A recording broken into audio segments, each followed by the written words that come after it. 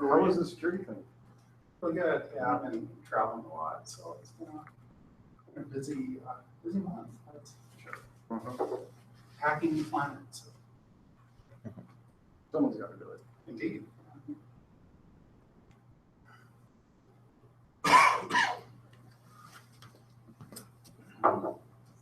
And it is now 7:45, so I would like to call this meeting of TechMasters to order, and I would like to introduce our esteemed president. Hey.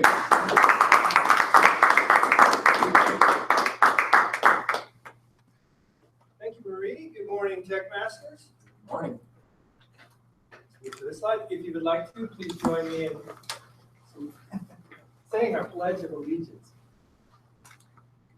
I pledge allegiance to the flag of the United States of America and to the republic for which it stands, one nation, under God, indivisible, with liberty and justice for all. Thank you, Vince. Next, we'll go to our invocation timer for today's invocation. That's Shanna. She's not here. But I will step up for the moment and be the volunteer timer if we need one. Does anyone else want to be the timer? If not, let us think about the kinds of things and opportunities that come this way and how we can take advantage of them and jump into the role. And let's have some fun today by stepping into the unknown and going outside the comfort zone. Thank you, Mike. You may be seated. Do we have any guests today? No guests. Previous meetings minutes. Our last meeting was the speech contest.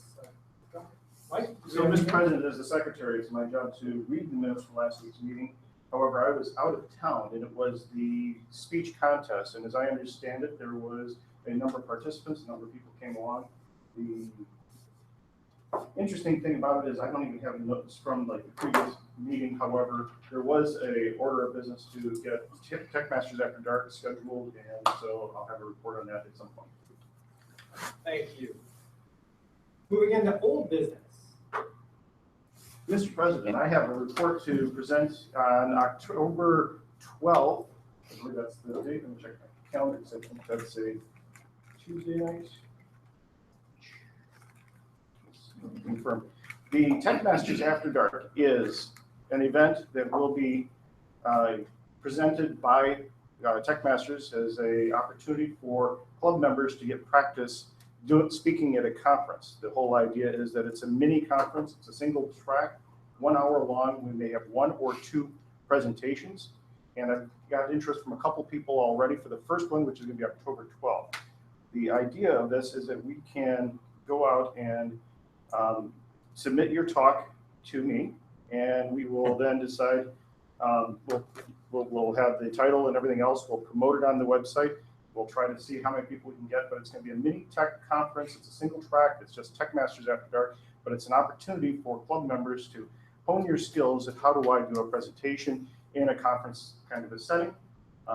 More details will follow, but we'll get this onto Eventbrite and get that scheduled hopefully by the end of this week so that next week we actually can set it all up. But if you are interested in submitting for the call for content, send me an email or talk to me at the break and let me know. Otherwise, we have a couple of submissions so far, but I'm looking for creative and good things, and hopefully we'll have some fun with this.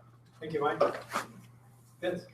Mr. President, I think it's a really good idea to do those sorts of things, especially right at that October area. It is at the very end of the Smedley Award, which ends at the end of this month.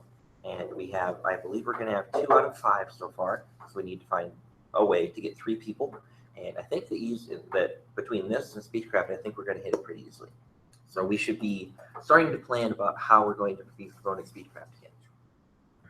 But that will also NBC. So merging those 3 things together, I think it's going to be relatively easy to garner enough support to meet that order. I'll have to check, but I think that October 12th may be the speech contest.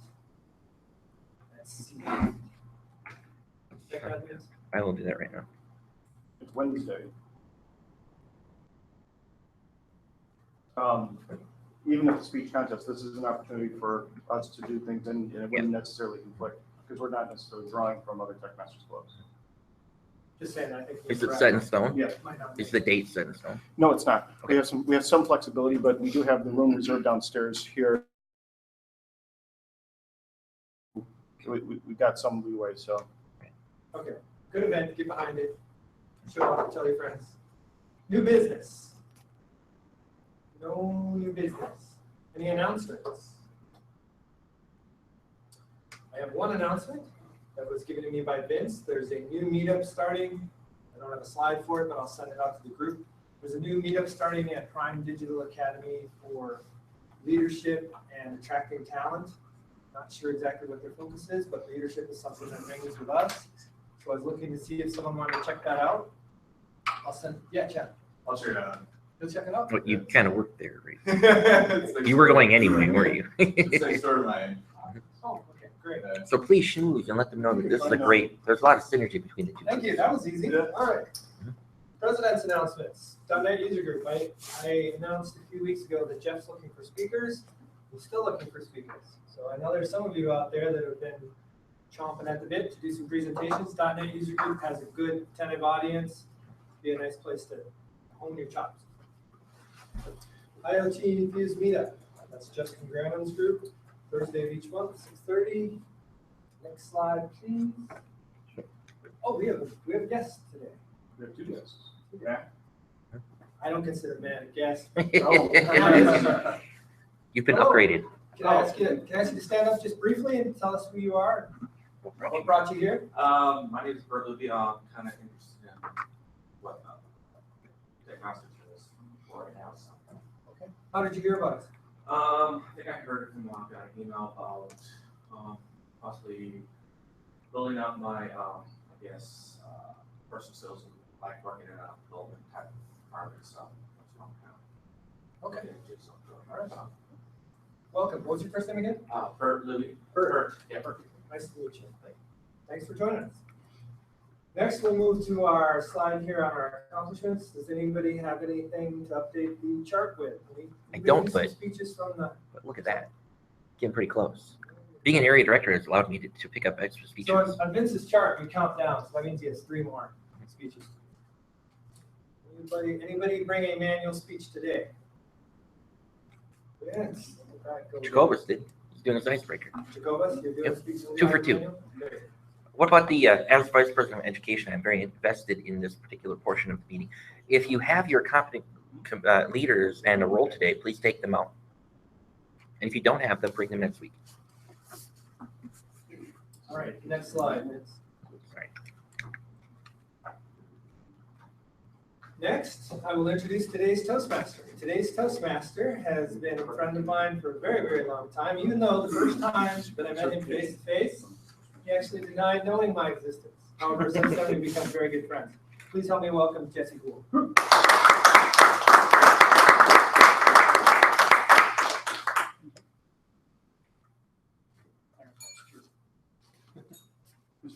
So first off, I'd like to welcome the members back and welcome Bert. As William mentioned, I'm serving as the Toastmaster today. As a Toastmaster, you can think of it as a coordinator of sorts. I'm just making sure that things are rolling smoothly and on time. I'm providing the theme for the meeting and occasionally keeping the libertarians in line. Today's theme is back to school. For me, it's a double-edged sword. On one hand, my daughter is no longer at home, so I don't have to worry about her or take time off.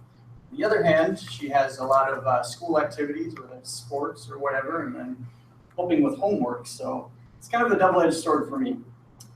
On a less serious and more funny note, we have Marie with us today. Marie, you have a funny story or joke to tell us? I do. A college physics professor was covering a very difficult topic when a medical student, a pre-med student, rudely interrupted her and said, "To be a doctor, why should I learn physics?" She simply replied, "To save lives." She went on with her lesson, and the pre-med student interrupted her again and said, "Wait, how does physics help me save lives?" And she just simply smiled and said, "By keeping some people out of medical school."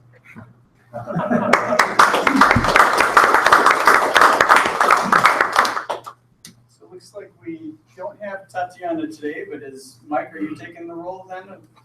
Mr. Toastmaster, yes, I'll be standing in for your timer today. I will be timing the table topics for 1.5 to 2.5 minutes. So you'll get the green at 1.5 minutes. You'll get the red at 2.5. And I will also be timing the speeches and try to keep us up to date. And if I start waiting like this, that means that it might be time to bring it to a close. Thank you. And Katie today appropriately is appointed our grammarian. Do you have a word for us today, and can you describe your role? I do indeed. So as grammarian, one of my tasks is to introduce you to the wonderful wide world of vocab and bring in a word that we should all try to use in our speech to expand our knowledge of the human language. English, sorry. The other thing I'll be doing is keeping an eye on the ums, the ers, the ahs, the so's, the kinds of, the you knows, the likes, and any other verbal pauses that we may use that tarnishes the patina of our speeches. I will need the small ringing bell for that, which I forgot to get from the podium, so I will do that right now as I make my way up to the whiteboard to tell you the word of the day. Also, as grammarian, it's nice to know the difference between a podium and a lecture. Continue. So, this actually ties in quite nicely to my word of the day. Jerk. Interrupt.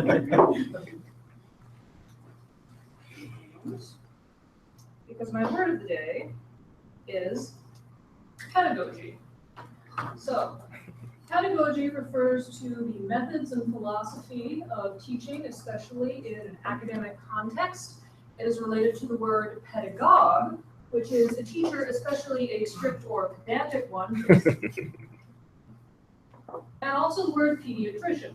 So the Latin root word is from ped, as in paidos, the boy child. The agog is the guide. So this is from the pedagogue would be the slave that took the boy to school back in ancient Roman times. And now today the word has a much less concerning meaning and simply means method or methods and philosophies of teaching.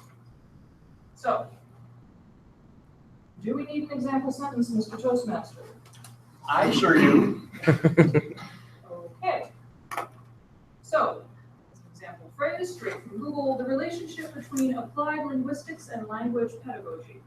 Or we could say that the pedagogy, or the pedagogical philosophy of computer science, at least in the professional world, is hack at things until you try it out and then come running to the secret out.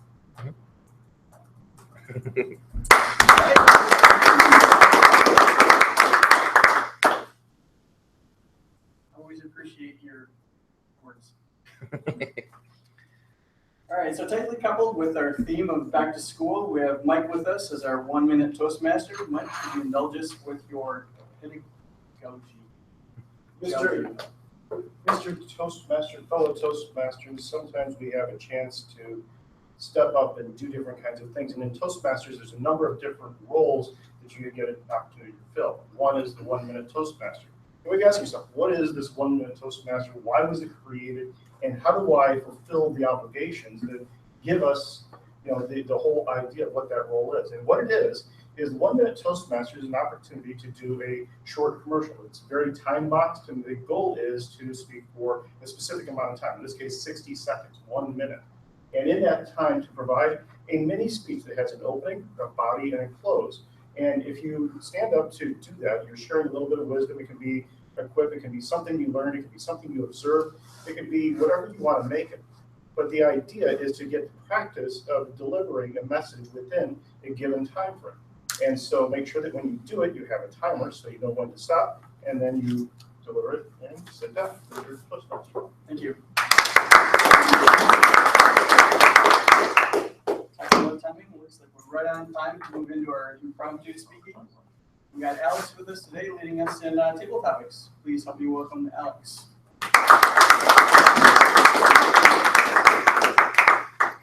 Thank you, Mr. Toastmaster.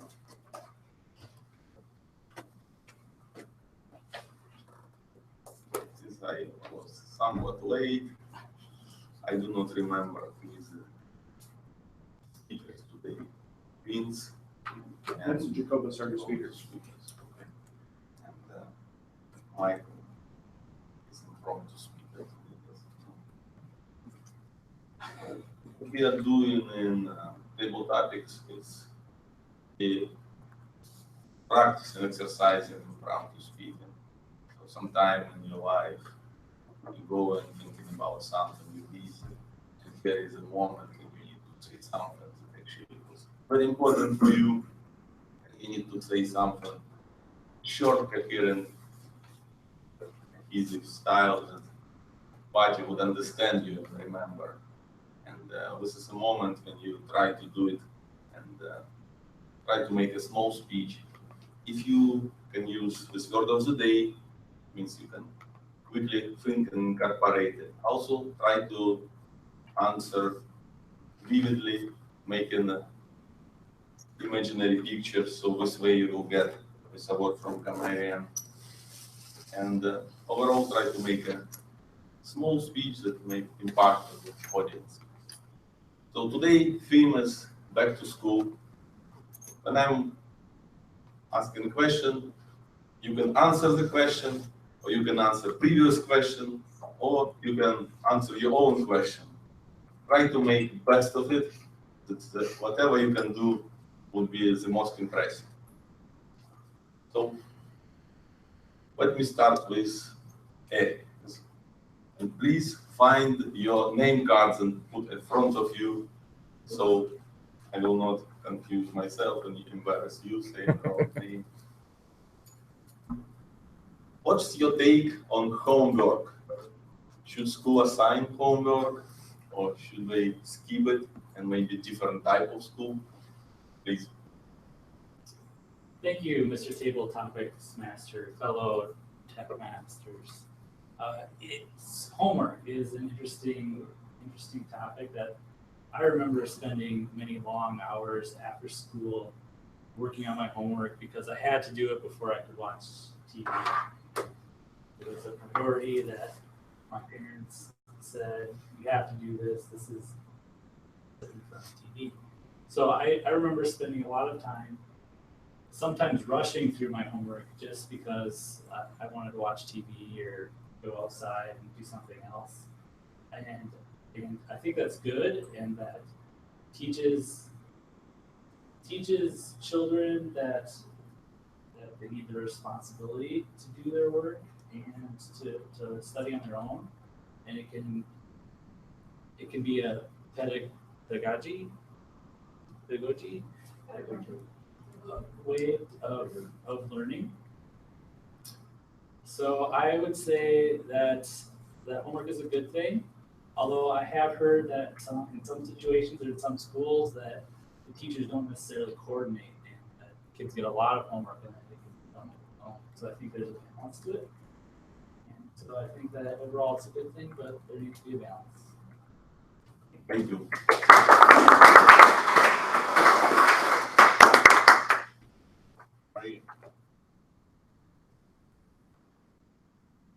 What types of secondary education schools you know, and what are they?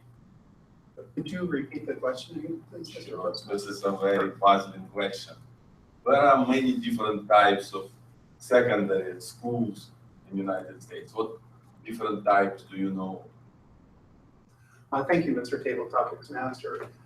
That's a really interesting question, especially in today's world. We have many technologies that are changing very rapidly. And in many cases, some schools, some secondary educations are not keeping up with them. And a really good one is the field I'm in, which is information security. And for many years, there was no formal training at all in secondary education for information security. In fact, in many cases, developers only got a very limited amount of time into training about secure coding practices and things like that. It was usually almost an afterthought. Over time, and actually I was involved about 15 years ago, there were some conversations of how we could set up some of our own education for community learning, and I was involved in an early effort of that, which exists today, in educating our current, our younger people, our people information security, on how they can actually learn the body of knowledge. And so this is actually an interesting problem. Now today there are a variety of educational methods, different secondary school, post-secondary education schools, colleges. There's now degrees in information security. And information security has grown so broad that even those can't really cover it. So we have specialized areas and specialized training and specialized tracks that are actually exist outside the conventional educational system. This is really important that this body of knowledge, this broad body of knowledge is looked at from these additional opportunities in education outside the conventional education system, because internally within information security, you often have pedagogues that just cover the same things that are from 15 years ago and are not really relevant today. They don't encompass today's threats, today's threat actors, and today's vulnerabilities. And so with that, I'd say there's a variety of different kinds of post-secondary education, especially in my field of information security. Thank you, Mr. Tabletop.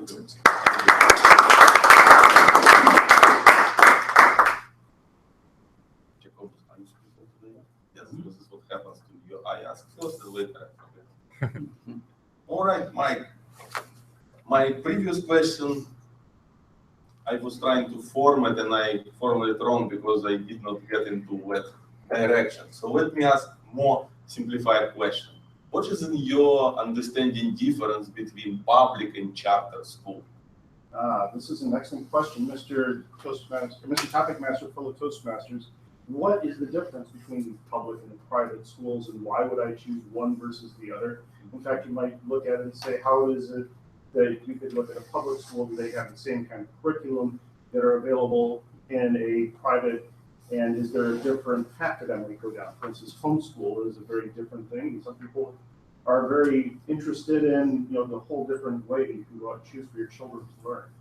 My wife has been in education for a long time. She switched from looking at education, becoming an educator.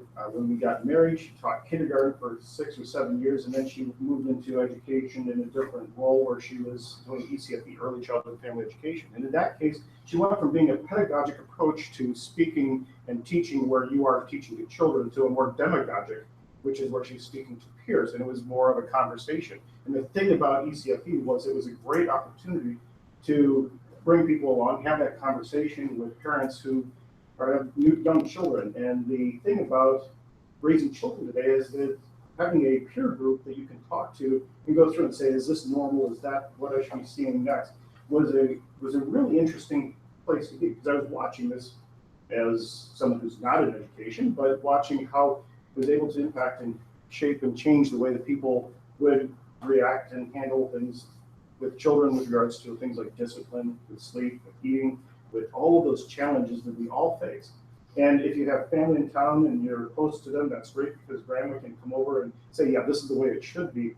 But by looking at that demagogic way of looking at this, it was really a great way to create a peer group of other people who are the same age, going through the same kinds of things, and really embrace the whole idea of parenting children. And so when I'm asked, what school of teaching works best for you, some do go to the pedagogic, where I want someone to stand up and lecture to me. Others want a peer group, a demagogic approach. So it really is a neat way to look at it. And I think with that, I would personally go for more of a demagogic approach. Mr. Toastmaster. I should refrain from comments now, but I know that humans, when they speak, they use air to produce sound, and in order to produce sound, you need to inhale. When you inhale, you pause, which is amazing me about Mike, how and when he inhales to talk for 5 minutes without pausing. So this is supposed to be some scientific experiment done, different type of human species. How we do it. So maybe one of a kind, Mike Benkovich. All right, one more question, Drew, for you.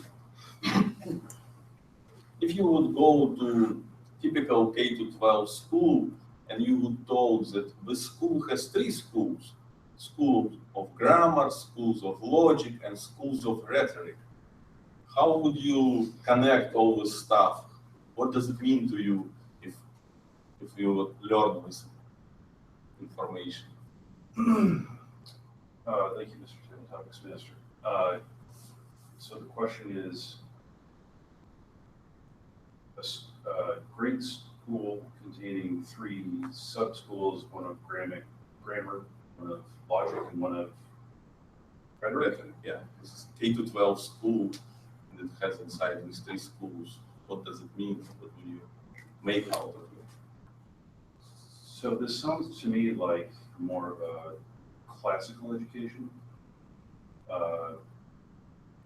Schools used to emphasize speaking, correct grammar, structuring a sentence eloquently,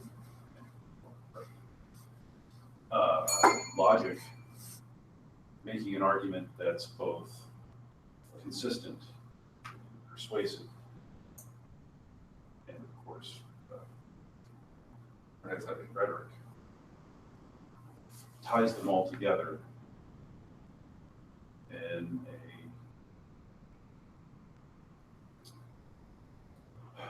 under the umbrella of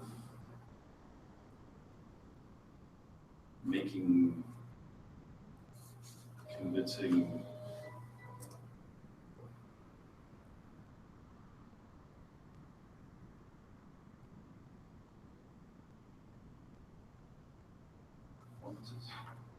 public performances, I suppose.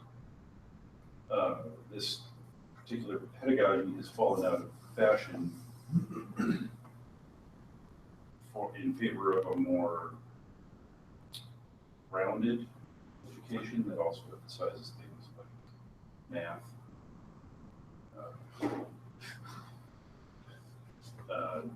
science, and history, as well as simply learning literature and how to make eloquent and convincing arguments.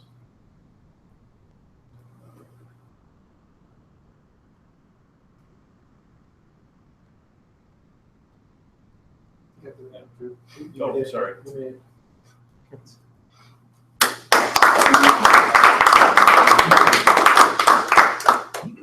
we have one more time for one more question, Mr. Toastmaster? No. No? All right. Thank you much for participating in impromptu speaking. I would like to ask Toastmaster to come back.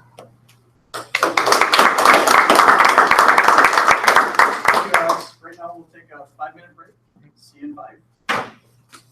You're an evaluator? Oh, yes. Yeah. Evaluators, you guys are- All right. Well, I was there. Oh, yeah. Let's find out. Hang on up. We're the evaluators today. So Jacobus and Vince, how long did you know which I?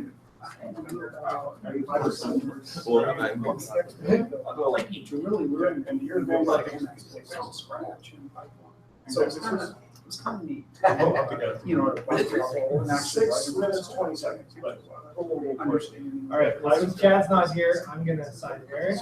You're gonna evaluate Jacobus. It's a lot of track. I'll give you a section for the presentation. Or you'll want to have you here. Yes. If you need to go, decide how long. That's right. Over. Jacobus, you okay with going first?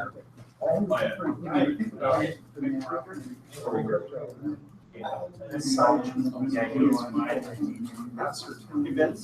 How would you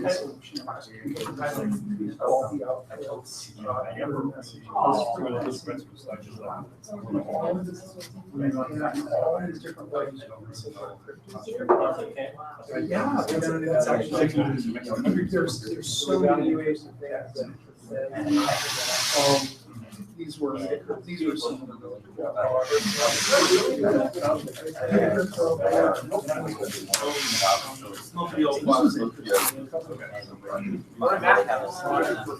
How you feeling? I remember you saying,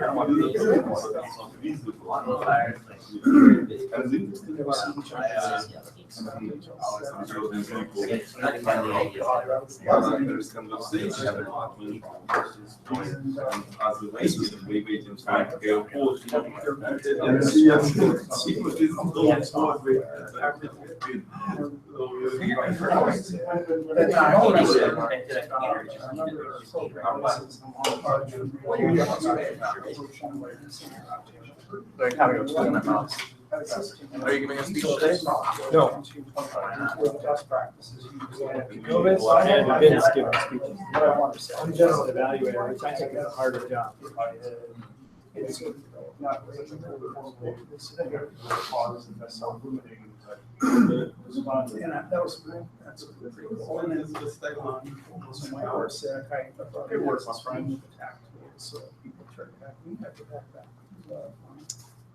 How's it going, Jesse? All right, how about you, man? Not too bad, not too bad. It's been a while. I interviewed you for the Emerson subscription on my thing when you were doing stuff back whenever I got acquired by Zoom. Am I? Yeah. Because I don't have that email address anymore. I tried So then I'm going to tell me if I remove it. Okay, I just want to make sure we can break something here in the middle. Nope. Cool. And then we used, back then. Yeah, All good. Yeah. Yeah, well, I wanted to confirm and check whatever it is. We got, through the, whatever, I'm responsible for our, this office. I'm trying to get to the point where I can add will, so I'm looking at infrastructure. And so, Yep, definitely, and Will's minus me. Okay, okay, I just wanted to confirm. Yep. No, I appreciate it. all the. Yeah, going good. I was college and stuff. And I could see whenever She's, so I set it up. Good. And there were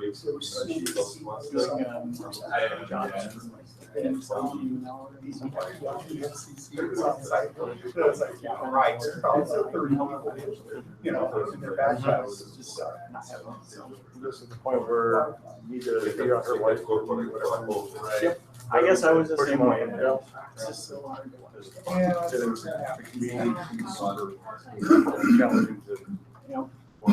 So let's turn off our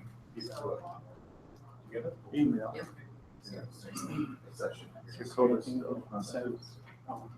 That's his presentation. So you probably want to go through the, There's limits to something. So there's something, man. How's this company going? Going good. Good. It's been 3-4 months now, and still kind of. It's not going. I mean, it's going. It's gonna take some time to form. Sure. I figure, I guess, a year to kind of get a good feel for what shape it's gonna go, or which direction it's gonna land. But I got 4 people working. And I'm hoping to get enough work that we can continue to grow or whatever. So found some good opportunities in Microsoft.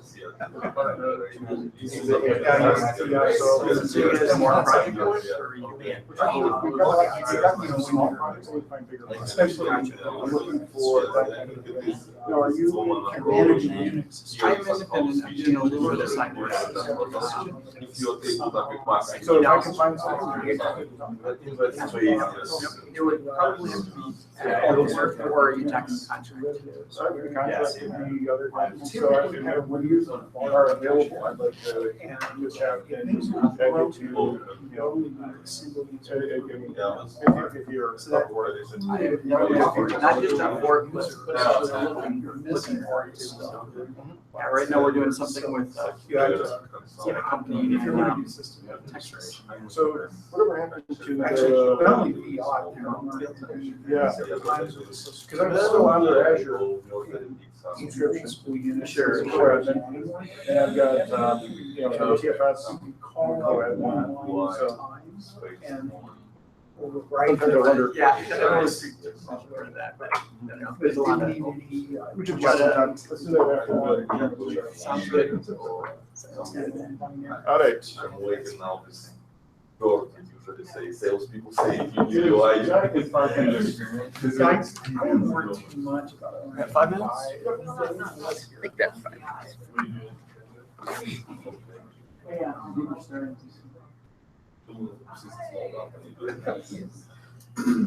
Okay, all right.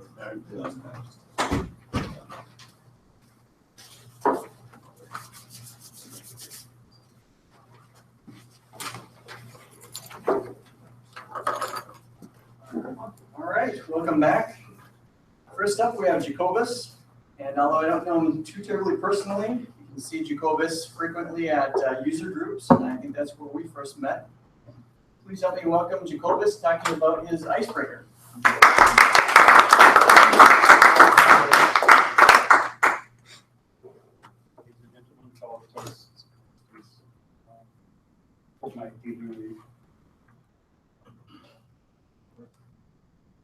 Spent the first part of my life in the Netherlands, in Holland.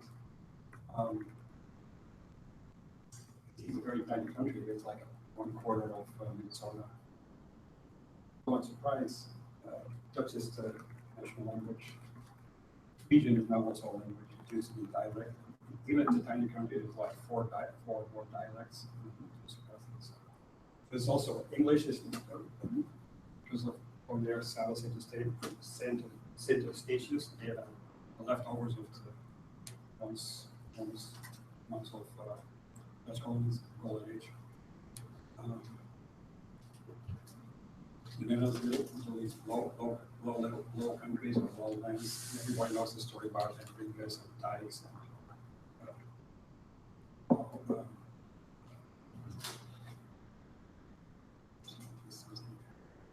and missing a slide which shows two maps. One is about 5 minutes before price, and one was a current one. And you can see there's a lot of. It's almost hard to see, but you can see here there's a whole piece of land missing, and also there's islands here in the coast, and all that land is gone. And in this last century, they reclaimed most of it by building huge dikes and then pumping out water, which also started doing villages by using windmills. Now, of course, they use turbo engines or whatever. But they stopped doing it because a large part of it was already diked in, and then they stopped doing the fourth one, which is only huge dike. So I guess they had enough land for agricultural purposes. They needed to have some water left for irrigation.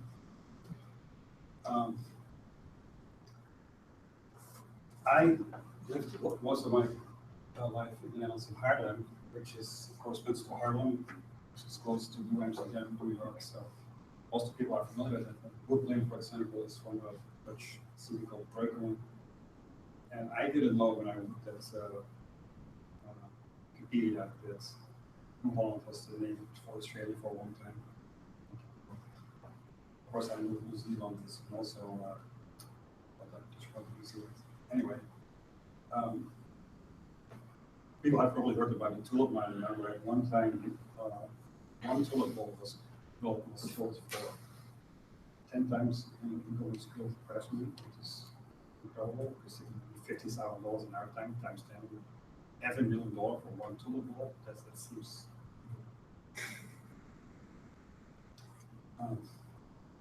Some tidbits that the Dutch are the tallest people in the world is that I realize I'm not very tall myself. The United Nations World Health Report ranked the Netherlands as 7th happiest country in the world. Leiden University is the college where I started getting into IT. So in the second year, American analysis course, I got exposed to Oracle. It's a very old language, but it's like the model of algorithmic procedural languages. And the problem was that I was using purchase cards, so I had like 3 trays with 57 cards took a half an hour before you get your compilation back. There's 10 pages junk in one page which says, oh, you got 15 syntax errors. So then you have to wait another half hour after punching some of the stuff. Now you've got 13 syntax errors. So then luckily, another language came to the scene. It's called APL, stands for another programming language. It was really a strange language without any keywords whatsoever. Only operators, like functional languages, only expressions, is weird syntax. The nice thing about it was interactive, so I could get immediate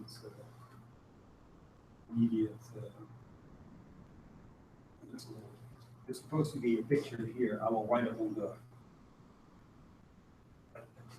typical APL expression just for the key signs.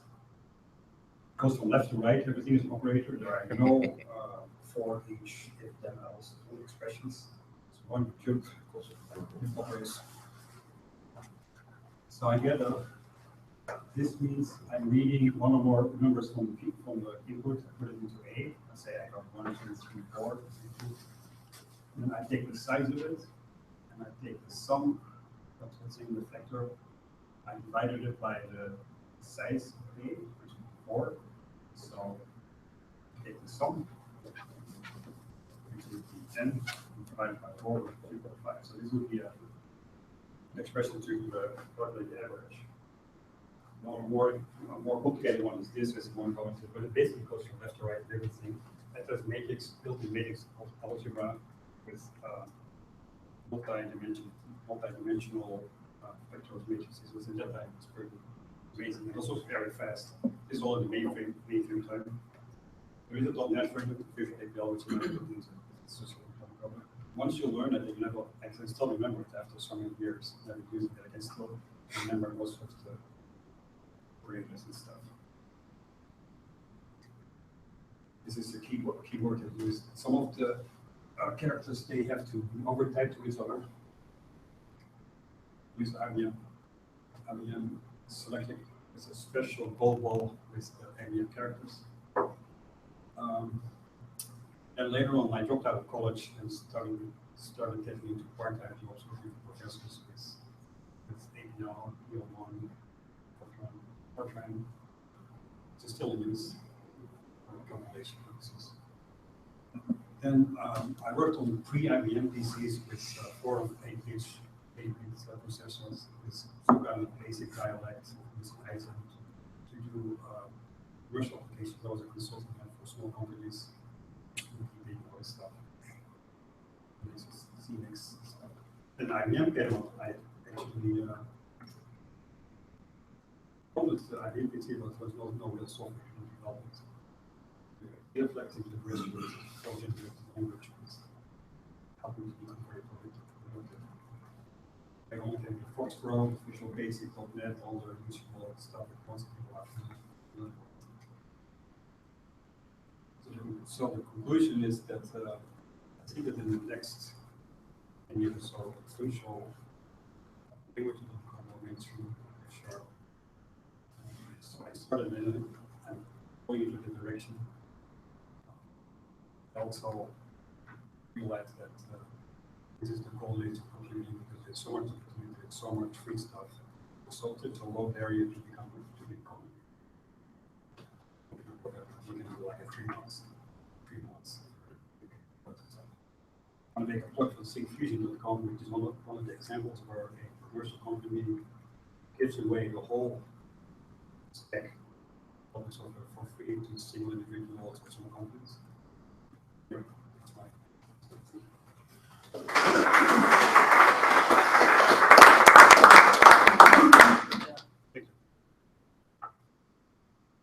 I can somewhat relate to the remembering your old programming languages, but mine was more Pascal. And I tried to do it actually. So our next speaker, when asked about his feelings on going back to school, he had mentioned that he has a younger, his oldest one rather, is starting kindergarten, and he's not sure if he's happy or mortified. Please help me welcome Vince as he talks about Willie. Gene Wilder.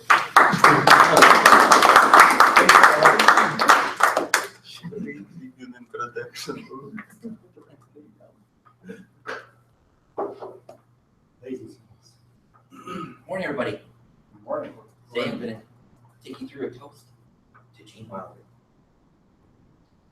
Let's see if this goes up on. While it does. Come with me, and you'll be in a world of pure imagination. Gene Wilder, actor, screenwriter, director, author, passed away yesterday due to complications of Alzheimer's, which is kind of an ironic way to go. Somebody who's never going to be forgotten. And has left us all with such great, fond memories of our childhood and even all the way through today. Even today, that song can stick through your head for the rest of the day. You know it. Gene Wilder. Is that really his name? Nope. He was born Jerome Silverman on June 11th, 1933. He adopted Gene Wilder as the screen name because he had, first off, he didn't really feel that that was a very good leading, Macbeth, what Shakespeare type name. And so he adopted Eugene from one of the characters in Thomas Wolfe's Look Homeward Angel. And he was a great admirer of Thornton Wilder. So combined the two, came up with Gene Wilder. He later then said, you know what, actually that was kind of a crappy name too. As far as trying to be taken seriously as a serious fantasy. He did a lot of smaller things on Broadway, off Broadway, trying to make ends meet, trying to make it as an actor. In 1963, he got the lead role in Mother Courage and Her Children, starring Anne Bancroft. If you know anything about Anne Bancroft, at that time she was dating, later on, ended up marrying Mel Brooks. Now, why am I so fond of Gene Wilder? That's me, and that's my dad. This is a picture that my wife took. She saw my dad and I. My dad and I were watching football, and we both kind of made the same pose. We look pretty similar, so he got that for me. So my dad has always really liked Mel Brooks' movies. Of course, they're very funny, but I think there might be another reason. I've always felt there was a little bit more than a passing resemblance between my dad and Mel Brooks. I've always thought that was kind of interesting. And he's always been a huge fan of a lot of his movies. His favorite movie is It's a Mad World. Really loves that kind of style stuff. So Gene Wilder and Mel Brooks are often very well intertwined. When you think of them, some people think of them as being people who are kind of on the same wavelength. People who think of the same kinds of things, imagine the same sorts of stuff. Not true. Wilder was nominated for a Best Supporting Actor for The Producers in 1968 after meeting and becoming friends with Anne Bancroft. And with Young Frankenstein, a lot of people think of that as a Mel Brooks. It is. It's actually Gene Wilder. Yeah. And he called up Mel Brooks early on and said, hey, I'd like you to direct this movie. It's comedy I'm making. He said, no, not really, no thanks. And he kept on doing his thing, and he had a box office flop or two, and he was kind of in between work and trying to work on some other projects, and he said, kind of like a little more money. I think we would have called Gene Wilder up and see if I can't get that job yet. So we called him up and said, all right, sure, you can come. Yeah, I'd love to have you direct it. So he did. Quite similarly, with Blazing Saddles, also in 1974, boy, they worked a couple things together.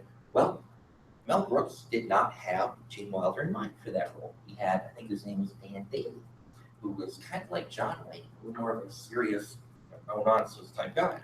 And Dan Daly was to be playing the role of the alcoholic Cisco Kid, or Waco Kid, sorry, that's the character's name. Sadly enough, Dan Daly was an actual alcoholic. He got fired. And he needed to start filming. Mel Brooks said, what do I do? So he called his friend Gene Wilder. Okay, why don't you come play the Waco Kid? So I got a little time between stuff. Why not? So in reality, while they worked together on many projects, they weren't really similar at all whatsoever. And they weren't really great friends or anything like that. They were just two people that happened to work together sometimes. Another person that was connected to Gene Wilder a lot is Richard Pryor. They made 4 movies together. Silver Streak in 1975, Stir Crazy in 1980, See No Evil, Hear No Evil in 1989. That one was a little bit interesting. He got the script for that, Gene Wilder did, and he said, well, in general, I kind of like the idea for the concept. And Richard Pryor is pretty funny, and I make a lot of movie on these sorts of projects. but I hate your script, so I'm gonna rewrite it. Then I'll do your stuff. And they're like, all right, okay, fine, go ahead, rewrite. As long as you do it. And he got together with him on another movie called Another You. A lot of people must think, wow, look at this duo. They work really well together, they're very funny, they did so many stuff. They must be really great friends. They must really be great getting along. They must be on the same page. They're even much further from the truth than with Mel Brooks. On his relationship with Richard Pryor, he said, "We were never good friends, contrary to popular belief. We turned it on for the camera, then turned it off. He was a pretty unpleasant person to be around during the time we worked together. He was going through his drug problems then and didn't want a friendship outside of what we did on screen." So again, not even friends at all. Didn't even like him. Kind of a rock guy to be around, right? Kind of interesting to think that they weren't really friends, they weren't really getting along or anything like that, and they were just coworkers. He did a lot of other work. So like I said, Gene Wilder was an actor, director, writer. He wrote different kinds of things, books, screenplays. Most of them were really pet projects and vehicles for his friends or his various wives, things like that. A lot of them were very highbrow. They weren't exactly the young Frankensteins. I'm sorry,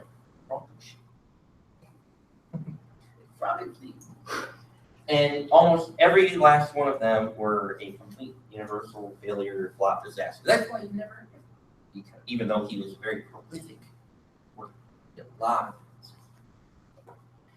And guess what? Even today, we might sit and think of, Willy Wonka and the Charlie Factory, Charlie and the Chocolate Factory and all that stuff, and we might think of all these different things, a little bit here, a little bit produces. But guess what? Kids, I wasn't born in 1968, but kids today, maybe they're not even interested in watching movies. Maybe they're not interested in watching Blazing Saddles, right? But they're going to get these memes, right? Oh, this is the first election cycle since you turned old enough to vote. Yes, please tell me more about your political wisdom. It's kind of like this one. Oh, you're a candy maker who lives with short orange men and never goes outside? Please share with me your criticisms on the nuances of modern society. A meta joke there. But that's not all. There's tons of different memes. He's going to live on for decades and millennia. Gene Wilder? Gene Collier. Probably looking for more captions from Gene Wilder. Well, you get nothing. Good business. So at the end of the day, we had a great actor, and we'll remember his acting, we'll remember his comedic talents, we'll remember a lot of things that he's done, a lot of his writing, and he's also touched the world by helping cancer research after his wife, Gilda Radner, passed away due to ovarian cancer. Very active. He's definitely someone who helped us out a lot. He made us laugh, he made us learn, he's got a lot of great quotes. He was a very well-trained thespian, the thespian manner of pedagogy. I tried. And as Ricky Gervais likely would say, yesterday after that happened, he said, "Good day, sir." All right, Jim, Mr. Toastmaster.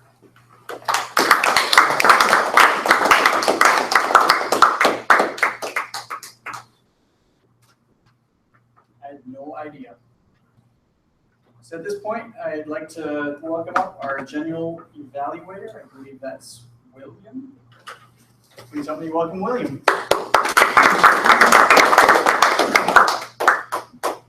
Thank you, Jesse. In my role as general evaluator, I will be calling out best speaker, best evaluator, etc. First of all, while the speeches are fresh in our head, let's put our heads down and let's vote for who is the best speaker. First of all, we heard Jacobus doing his icebreaker. Please raise your hand if you thought Jacobus was a better speaker today. Okay, thank you. And next we heard from Vince doing his, I'm going to call it tribute to Gene Wilder. Please raise your hand if you thought Vince, better job.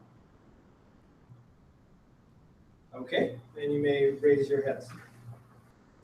Next we'll call on evaluators. Our first evaluator will be Eric, evaluating Jacobus. Jacobus, today you gave your icebreaker speech. This is your first speech here at TechMasters and ToastMasters, and you did a great job. I was really impressed that you wrote on the whiteboard and gave us an example at a critical time, or not a critical time, but at a time when your slides weren't working, that was great of you to transition to that, to be able to know that. And it's obvious that you understand it and are very intelligent about the programming. You can go up and just write it on the board. That was an excellent example. And also just using slides for your icebreaker. I know I didn't, on my icebreaker, I just had notes written down. I didn't create a presentation, but to do that in your icebreaker, that's really monumental. Great start. There was also one thing that you can improve is the volume and the projection of your speech when you're talking. When you were talking about something you were really excited about, like when you're writing on the board or when you were talking about certain topics, you really projected well and we could hear you well. But then when there was some, on the first slides, when there was a lot of words on the slides, you tended to read off the slide and you were facing that direction. So that's just something to be careful about and to know where your audience is and who you're projecting to. You did a great job of introducing us to kind of where you started in the Netherlands and Holland, and then kind of progression through what you learned. There was some missing there, and I maybe just missed it from how you got to where you are today. You kind of skipped from college and some jobs to yes. I didn't see that you really used any notes other than your slide deck, so that was good, a good use of notes. And overall, a great speech, and I look forward to hearing what other topics you give speeches on. Thank you.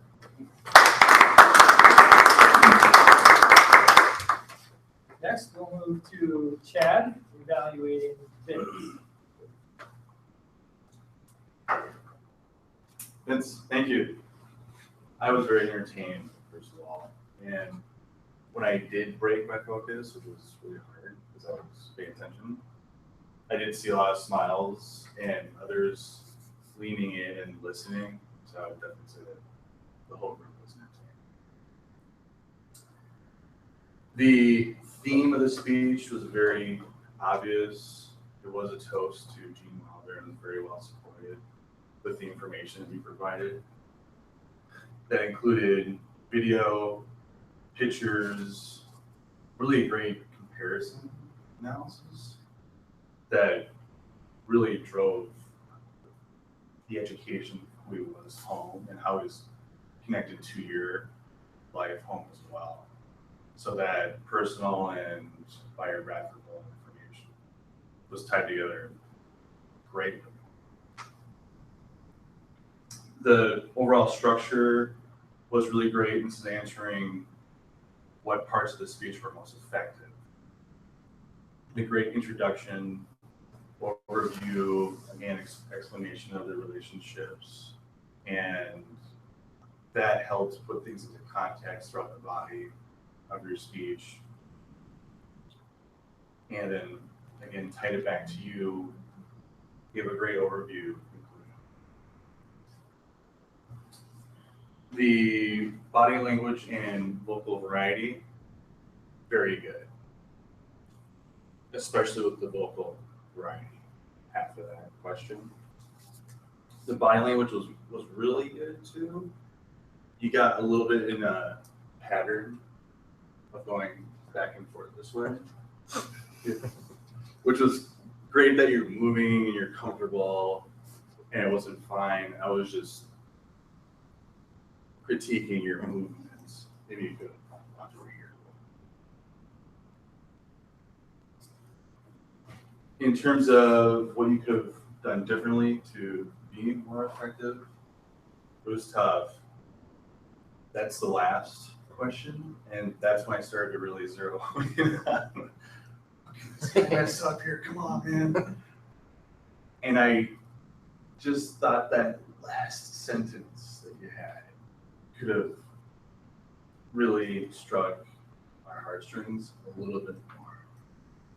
The theme is, the speech is within the entertaining speaker manual.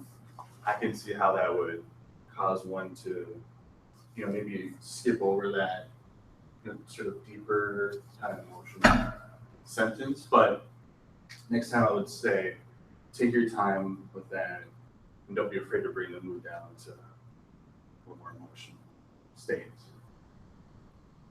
Overall, it was excellent. Thank you very much.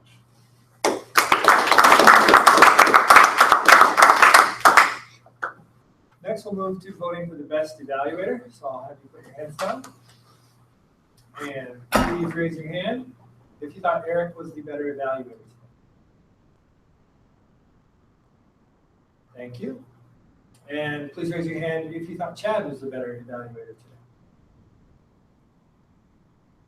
All right, thank you. You may raise your heads.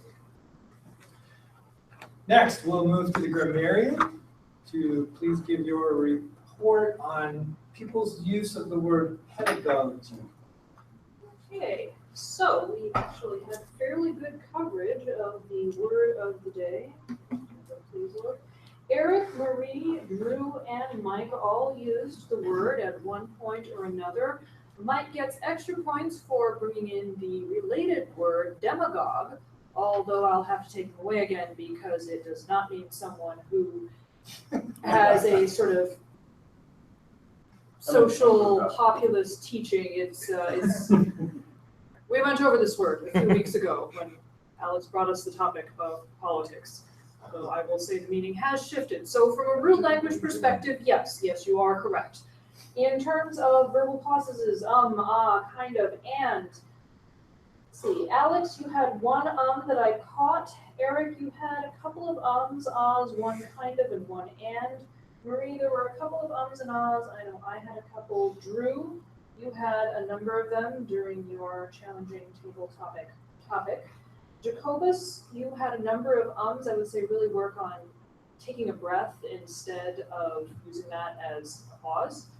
And let's see, Chad, I noticed one and that could have been cut out, but also the use of really several times to accentuate your point. Mm-hmm. And once was good, twice was okay, 3 times started to get to be a pattern. Mm-hmm. So, and there's me, bad Katie. All right, and that's about it. And as for the word picture of the day, now this only goes out to people who were doing table topics, correct? No, anyone on this. No, it can go out to anybody.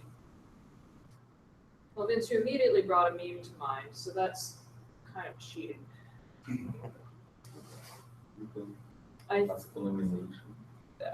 your choice, it's your award. Does anyone have any nominations? Anything they particularly liked, anything that tickled their funny bone, anything that's going to stick in their head for the rest of the day and refuse to leave? No? Okay, then I'm going to give this to Eric because you talked about racing to do your homework so you could watch TV, and that was a very vivid image, although I may be drawing from personal experience here. Take a shake, so.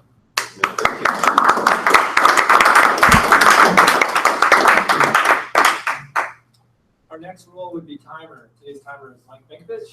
Please give your timer report. Mr. General Evaluator, fellow Toastmasters, our timing has been surprisingly accurate to what is actually on the slides, and we are flowing along with just the right amount of time for each of the different things. Our table topics have been right within the realm of where they should be, between 1.5 to 2.5 minutes. Only Eric was outside that range at 1:25, and the longest was myself at 2:17. And our two speeches were 6 to 8 minutes. And Jacobus, you were at 7.2, right within. And Vince went a little bit over at 8:20. Our two evaluators speaking 2 to 3 minutes. Went Eric at 2:06 and Chad at 3:10. Mr. General Evaluator. Thank you, Mike. Next, we'll move to the Table Topics Master with Alex to give your award to Wise Alone. Thank you, Mr. General Evaluator, for 1 minute of fame. I also would like to say something.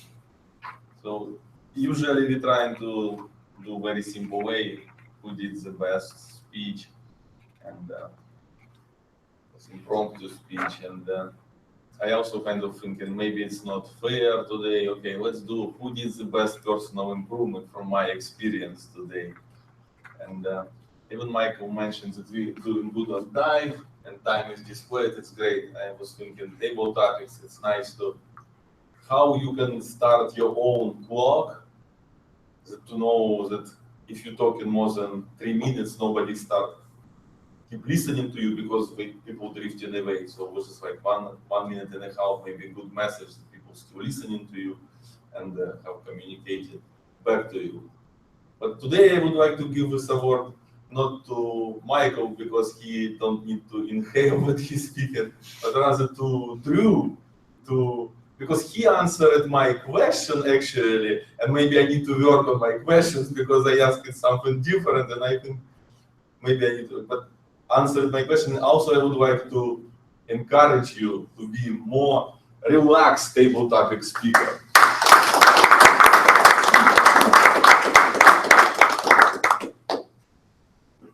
Thank you, Alex. Next, we will announce best speaker and best evaluator. First, I'm going to do the evaluator. No, do I do evaluator first? Yes. Shall we do a drum roll? Today's best evaluator is Chad.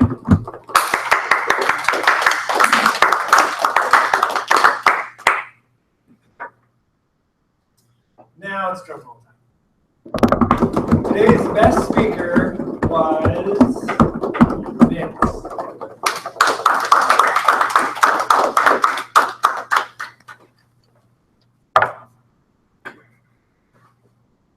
General evaluator gives his or her general evaluation of the meeting. As Mike said, we stayed on topic. I think we had some fun today. It started off maybe a little bit bumpy, as it sometimes does, but I feel like we're getting into a groove. Things are getting a little smoother, a little more natural. I was going to add something else and it slipped my mind. So with that, I'll turn it back over to our Toastmaster. Thank you.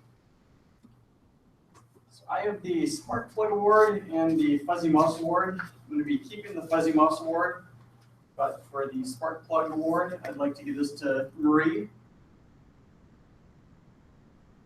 This answer prepared for months at a time or something like that, and you did it with extreme passion, so really good job.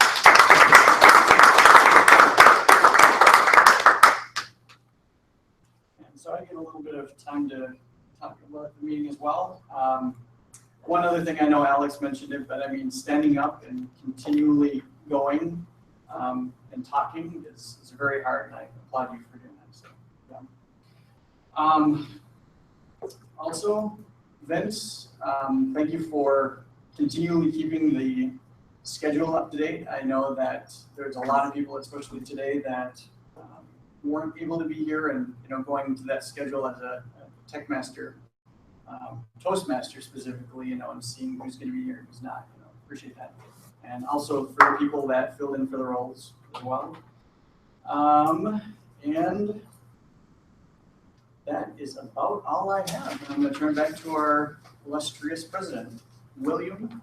Back to the stage.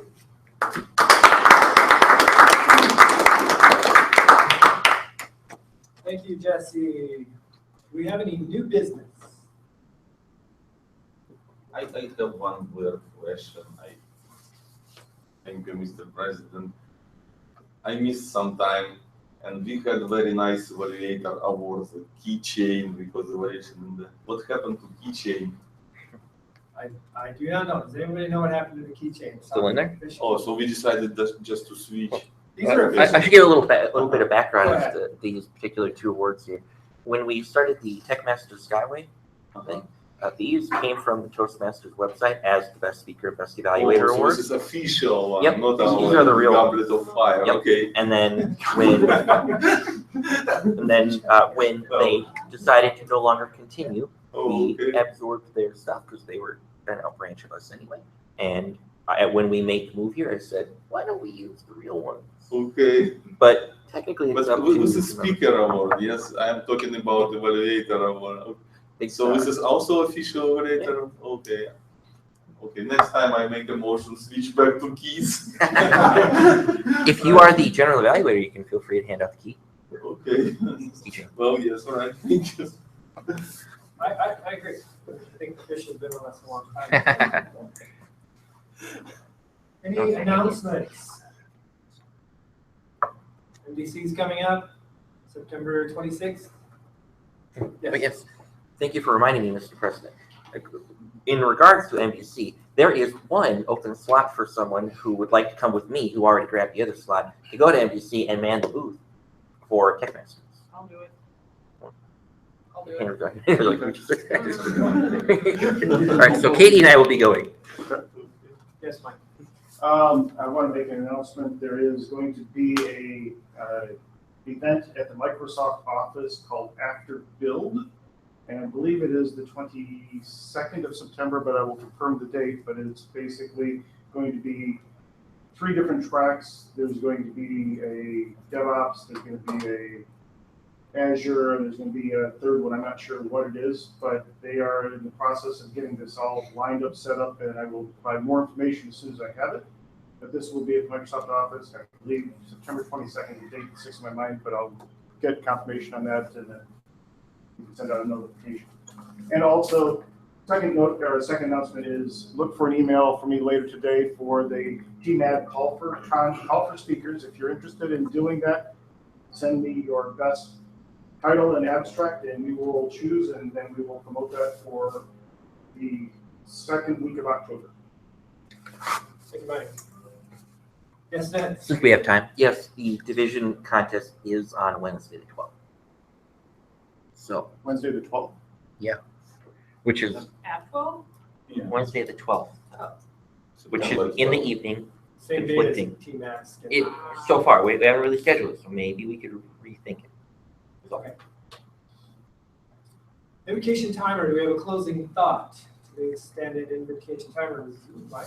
Mr. Toastmaster, fellow Toastmasters, a closing thought is always a great thing to have, especially when you're preparing to do it, because you think, you know, I got to have a closing thought. I got that little green book that always has those nice little things that you can go out and use. Mike, I'm willing to take over for you on this one. I have a closing thought. A closing thought, brilliant. My closing thought is it's hard to get up here. It's hard to present information. It's hard to practice. But I also feel that it's easy to kind of slide back into the comfort zone and maybe phone it in. And we're here to learn. We're here to get better. So push yourselves. Do the things that aren't easy for you to do. For instance, myself, I've been up here a lot. Right here is my comfort spot. For some reason, standing behind this 1 foot of wood here is comforting to me. Stepping out over here, I feel more exposed.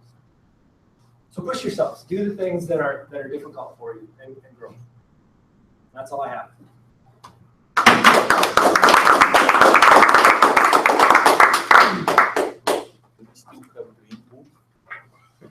It's my name. Do you still have green book? Probably. You might. Yeah. Put it on your website.